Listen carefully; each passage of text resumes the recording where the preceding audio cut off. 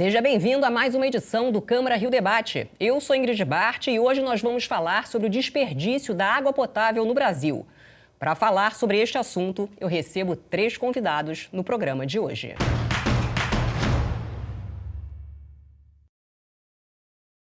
E eu começo as apresentações com Simval Andrade, diretor superintendente da Águas do Rio. Seja bem-vindo, Simval. Obrigado, é um prazer estar aqui participando com vocês. Também recebo o engenheiro Luiz Carneiro, representante do Conselho Regional de Engenharia e Agronomia do Rio. Seja bem-vindo. Muito obrigado pelo convite. Estou às ordens, Ingrid. E para completar o time de entrevistados, o professor Carlos Eduardo Canejo, coordenador da Engenharia da Universidade Veiga de Almeida. Seja bem-vindo, professor. Uma boa tarde a todos, boa tarde, Ingrid e demais colegas. É um prazer enorme estar aqui com vocês. A água é um dos mais importantes bens naturais e a falta dessa fonte de vida pode gerar diversos problemas à nossa saúde. Entretanto, o Brasil é um país que apresenta grandes problemas de desperdícios de água pela falta de fiscalização. A água é um dos elementos essenciais para o desenvolvimento do nosso planeta. Todos nós precisamos de água para viver. Mas o desperdício tem sido um fator gerador de alguns problemas ambientais que o mundo vem enfrentando nas últimas décadas. Levar água para as casas é uma das grandes dificuldades no Brasil, de acordo com dados do Sistema Nacional de Informações sobre Saneamento. No país, 35 milhões de pessoas não têm acesso à água potável e, ao longo dos anos, os números só vêm piorando. Combater o desperdício de água é uma tarefa não só do cidadão, mas também do setor público, com o controle do abastecimento e com o aumento da fiscalização em atividades econômicas. Simval, eu começo a nossa conversa com você e eu queria que você falasse o que causa, o que gera esse desperdício de água que faz com que a água não chegue a todos. Boa tarde. A gente tem alguns problemas sérios nos sistemas de abastecimento de água do país. Um deles é o grau de manutenção das suas redes, que levam até as casas. O outro, as elevadas pressões que existem, E você tem que tomar algumas medidas para mitigar essas questões e fazer com que a maior parte da água produzida chegue até a casa do cidadão.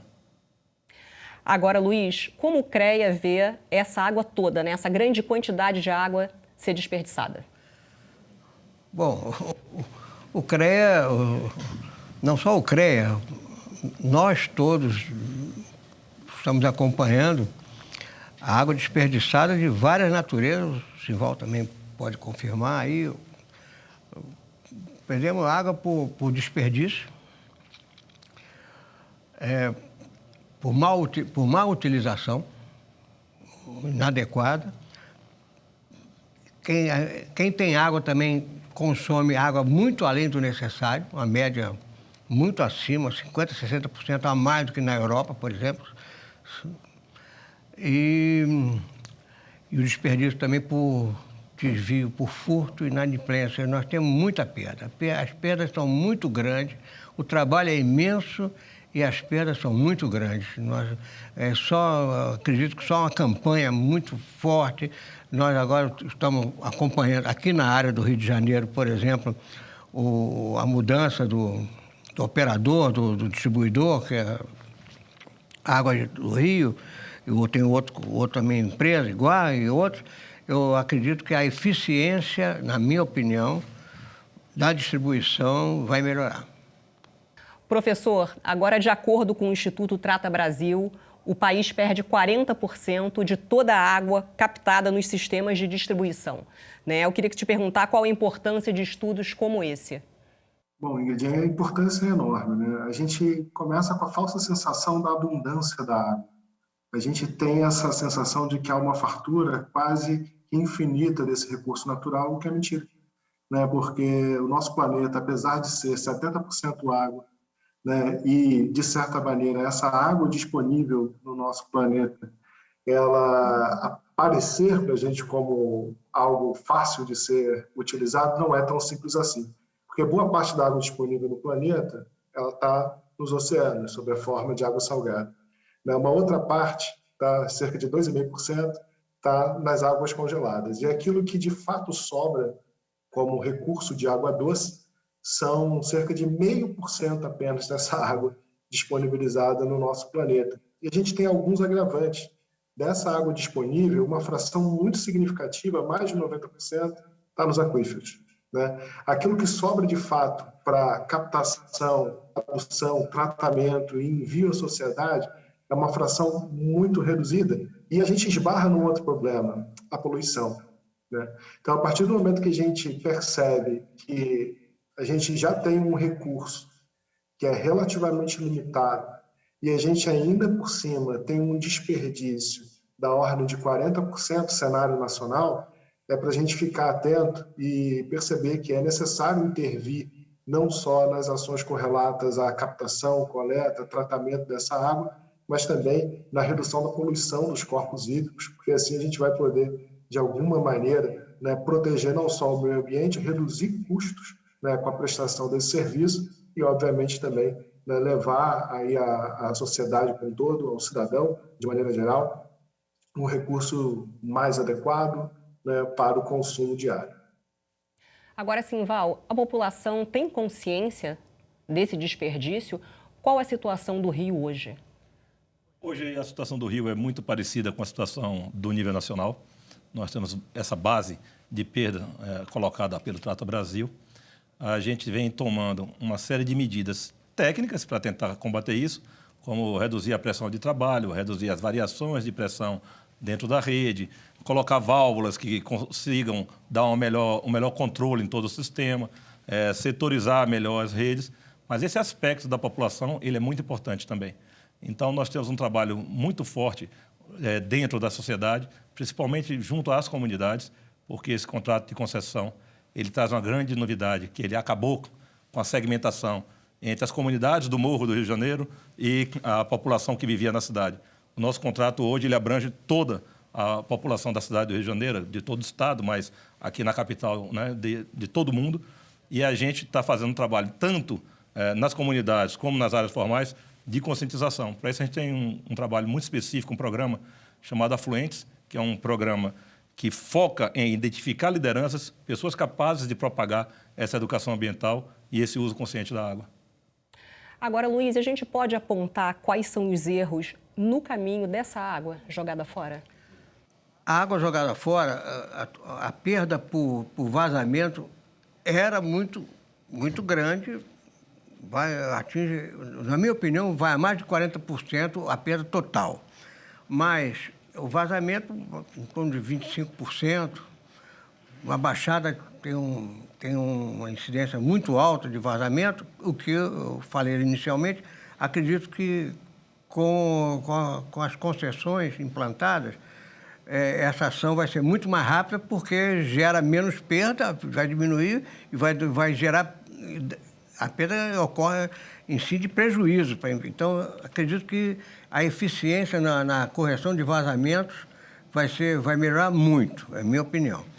E a perda grande que nós temos também é com desvio de água, com furto e inadimplência. Eu acredito que a inadimplência deve diminuir e a fuga de fornecimento com furto também espero que diminua.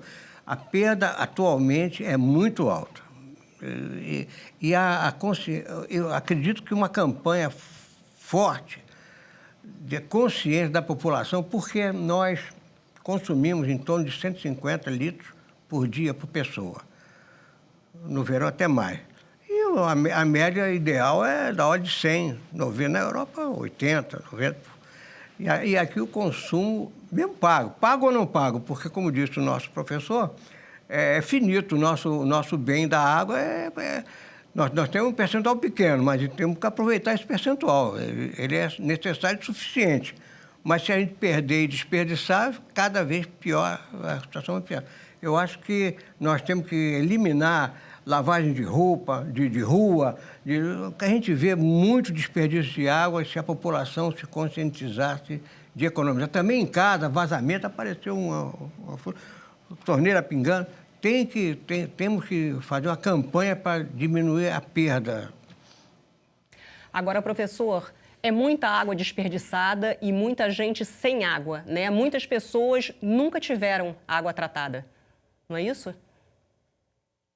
Exatamente. A gente tem um desafio, né? Porque nos centros urbanos o atendimento ele tende a ser mais eficiente, né? Por razões óbvias, né? Fica mais fácil atender a população, já tem arruamento, já tem infraestrutura básica para que a gente possa lançar essas redes adutoras, né? Conforme a gente vai entrando nas comunidades, nas favelas, a gente tem dificuldades técnicas que são enormes e vão ser enfrentadas agora pelas novas concessionárias, né?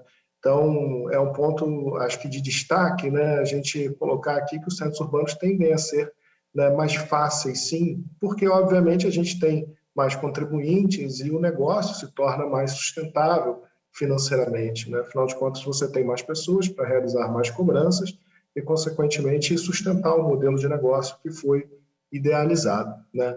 Então, quando a gente vai se afastando um pouco mais dos grandes centros urbanos, a gente vai se deparando com soluções mais pontuais, né? Alguns casos até com a captação de água em poços, sem uma entrada direta, né, de uma concessionária para levar o abastecimento a essas pessoas, né?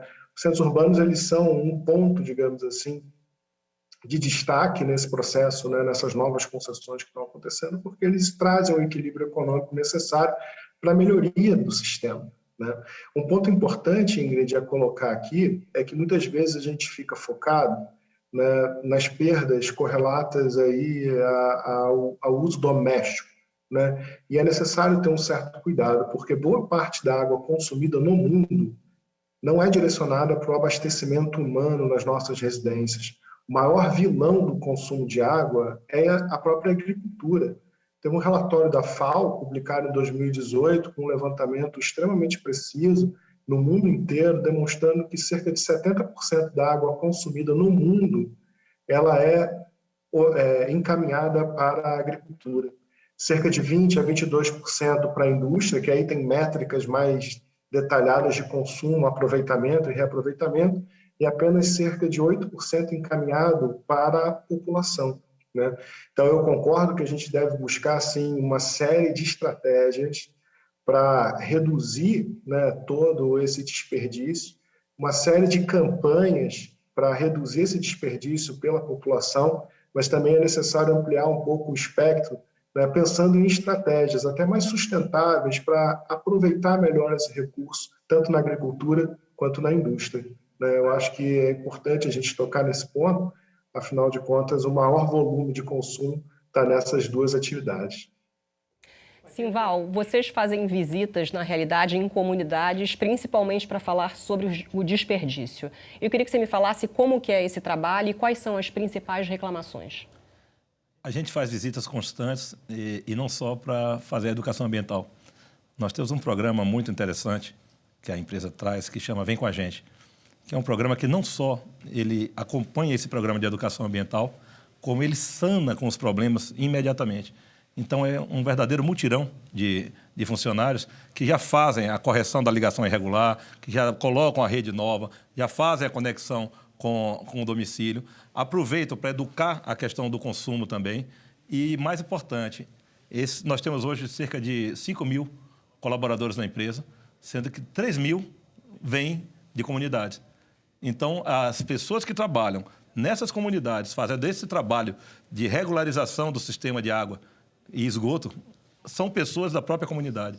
E depois permanecerão lá, o que é muito importante. Você não pode entrar, passar na comunidade e depois abandonar o sistema.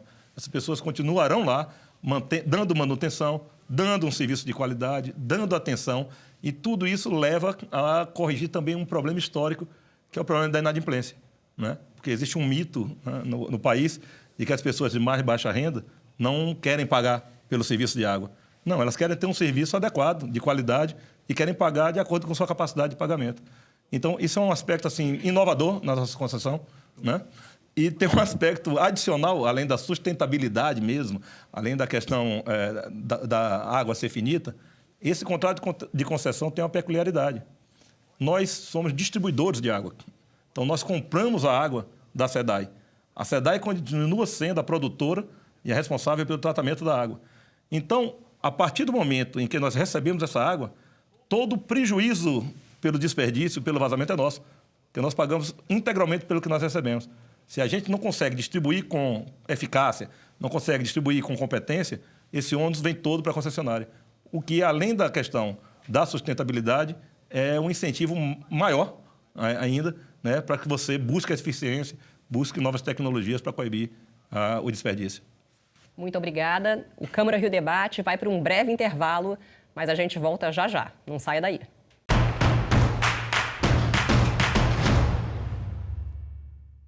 O Câmara Rio Debate está de volta, hoje falando sobre o desperdício de água. Fomos ouvir a população sobre o assunto. Você se preocupa com o desperdício de água? Lógico, a gente que fica meio sem água no país, no Brasil, e desperdício de água para mim é um cúmulo, gente lavando rua. Para mim, eu vejo assim, até minha mãe ficava indignada. Eu acho isso um absurdo. Olha, eu tento tomar banhos reduzidos, né, questão de horário, passando os produtos de limpeza sempre com o chuveiro desligado, isso tanto para banho quanto questão de higiene das mãos. Isso também se aplicando à questão de lavar a louça, né? Sempre desligando no momento que eu estou passando um produto extra, alguma coisa, para justamente evitar o fluxo de água. Quais atitudes a senhora tem para poder evitar esse desperdício? Usar pouco a torneira sempre fechada. Quando eu termino de usar tudo, eu fecho o registro para na minha casa não ficar pingando nada.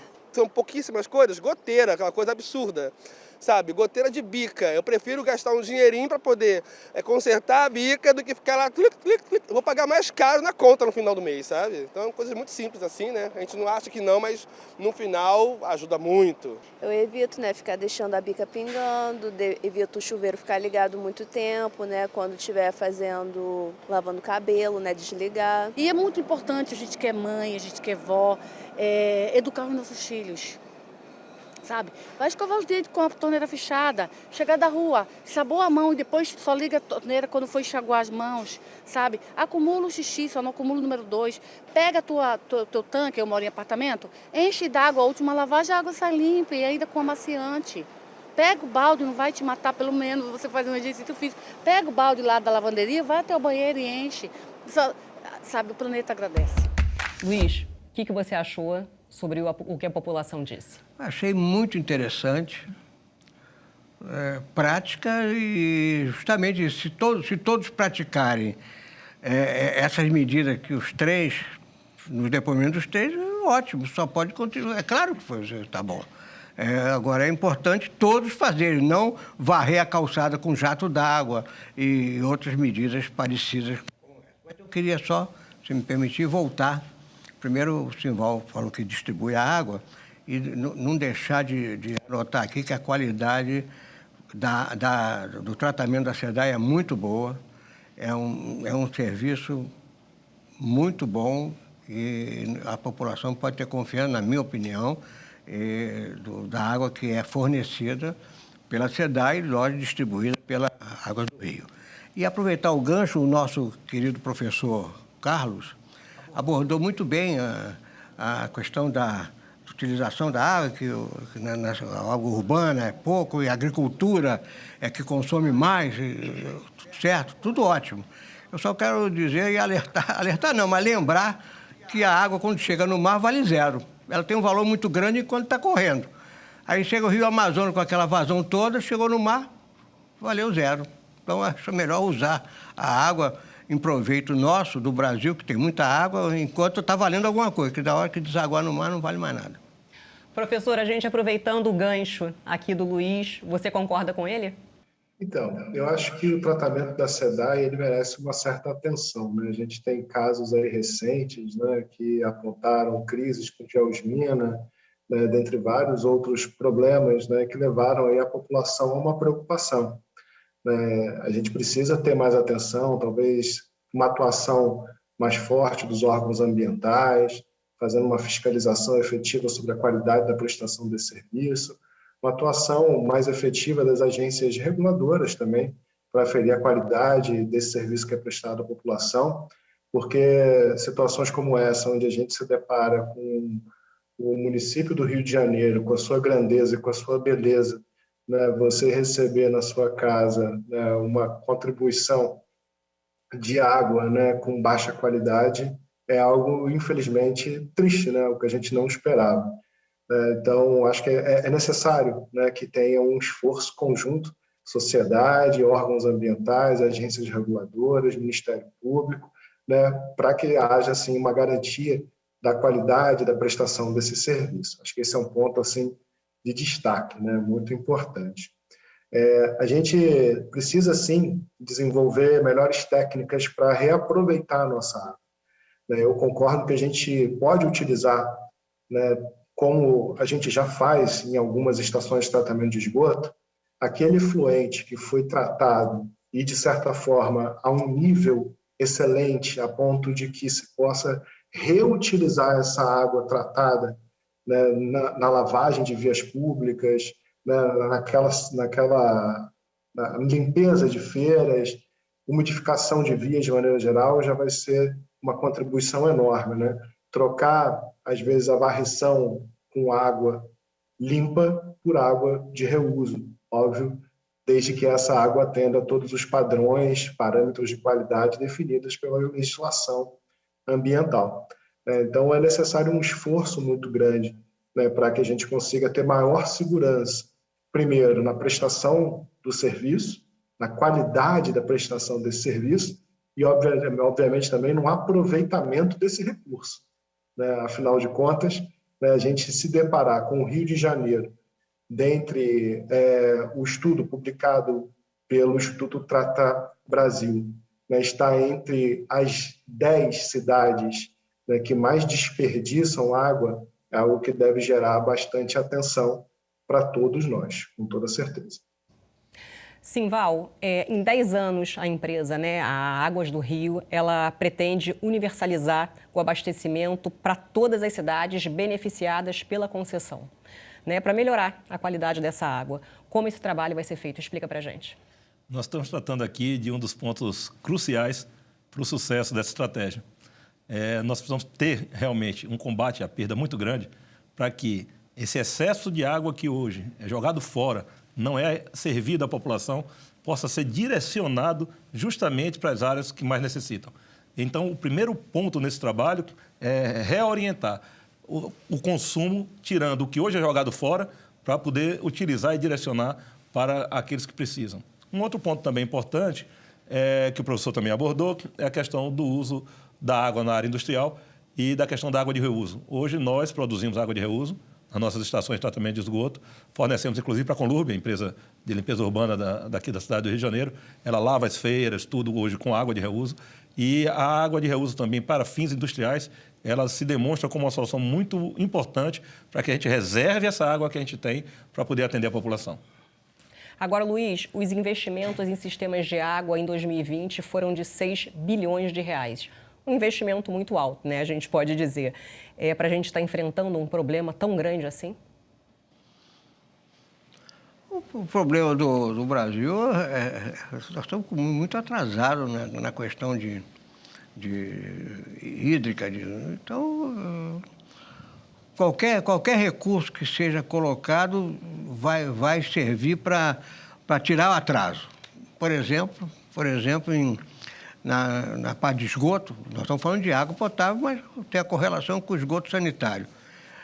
Uma tendência me desculpe os prefeitos, uma tendência dos prefeitos é não querer esgoto, porque dobra a tarifa. Então, já participei de algumas concorrências de concessão, onde no cronograma os prefeitos pediam para botar no cronograma de investimento esgoto lá no final dos 25 anos, porque não queria no momento que esgoto... Não estou dizendo que eu concordo, estou dizendo que eu ouvi. Que água dá voto e esgoto tira voto, porque dobra a tarifa. Então, nós temos uma deficiência de esgoto direto aí em toda a Baixada, que ninguém quer esgoto, porque vai dobrar a tarifa e o cara perde voto. Isso é uma mentalidade. Infelizmente, temos que superar essa mentalidade. Professor, quais as consequências desse desperdício? Bom, as consequências são enormes, né? A gente já tem uma população fragilizada, vivendo aí em alguns lugares muito abaixo da linha da pobreza, sem nenhum tipo de saneamento básico, como bem colocado pelo colega, sem acesso ao esgoto, sem acesso à água. Isso são os ingredientes, infelizmente, perfeitos para crises sanitárias como essas que a gente está vivendo atualmente, que, direta ou indiretamente, né, influenciam no nível de contaminação de várias doenças, inclusive no próprio coronavírus. A gente se deparar hoje, né, com tantos avanços tecnológicos né, tantos avanços em diversas áreas e a gente não conseguir avançar no saneamento básico é um pouco frustrante. Né? O novo marco do saneamento, ele é impetuoso com relação à data, 2033, é o nosso limite para universalizar o abastecimento. Temos um desafio enorme pela frente, tá? Enorme.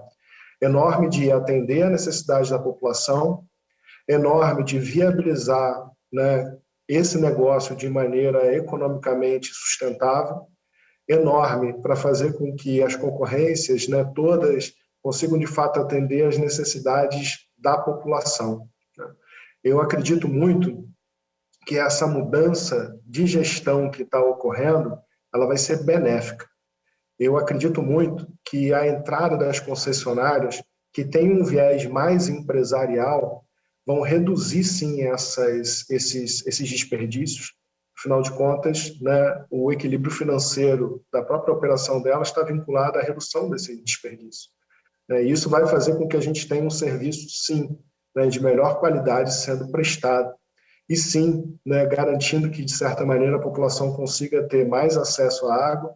Quem sabe o esgoto não venha a reboque diante disso tudo e a gente consiga melhorar não só as qualidades sanitárias do nosso município, mas também a qualidade de vida de todas essas pessoas que hoje, infelizmente, não possuem sequer água para lavar as mãos nesse exato momento. Agora, Simval, metade das perdas, né, de água potável no Brasil acontece na região sudeste. Qual o motivo? A gente se impressiona com esse dado.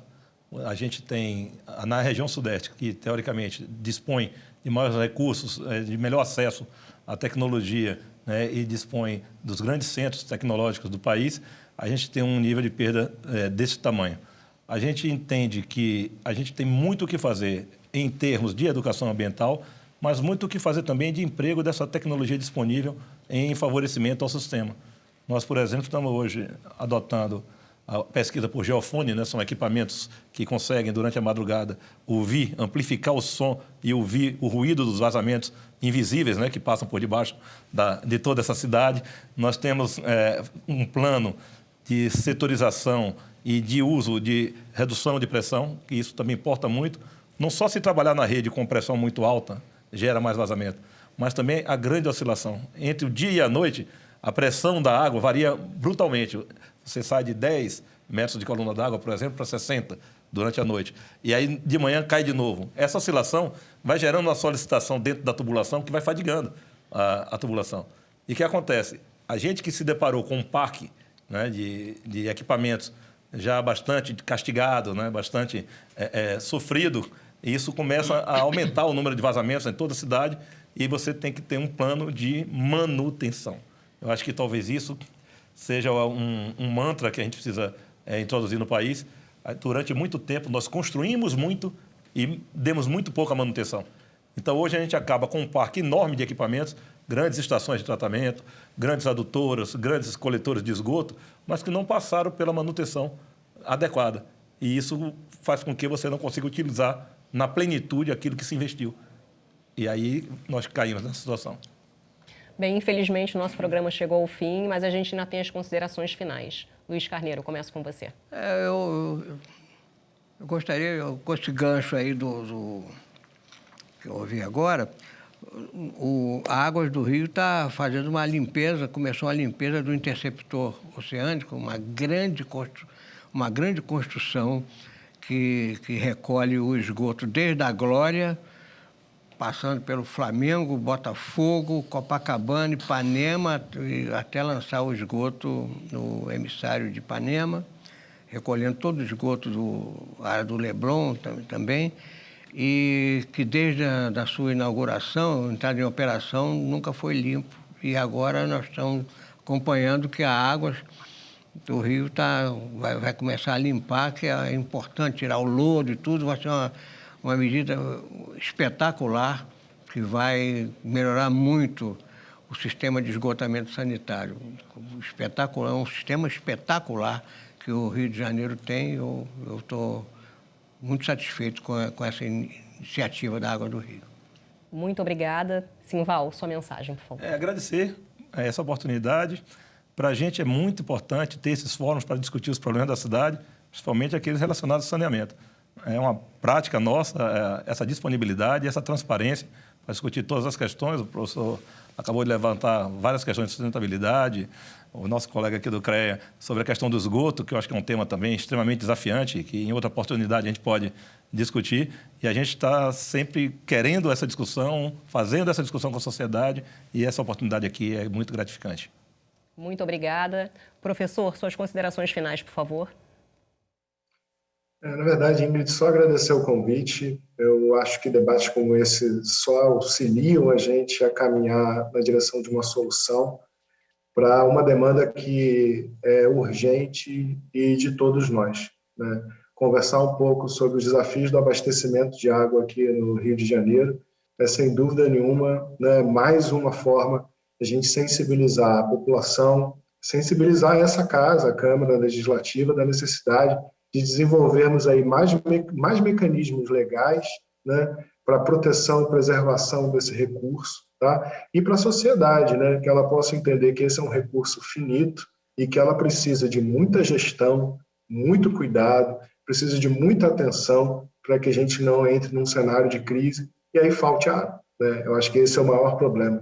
A gente percebe que o recurso é finito quando ele falta, né? No dia a dia, a gente usando aquelas práticas indevidas, né, de deixar a torneira aberta, a gente tem essa sensação de que não é finito, mas ele é. A gente precisa ter esse cuidado, esse zelo, e eu acredito muito na mudança desse modelo de gestão. Acho que a entrada das concessionárias de uma maneira geral, vai trazer um benefício enorme para todos nós, enquanto cidadãos, né, e também é muito importante que não só a sociedade, né, mas também o Poder Legislativo, o Poder Executivo, esteja compromissado, sim, com a necessidade de preservação desse recurso que é fundamental à vida.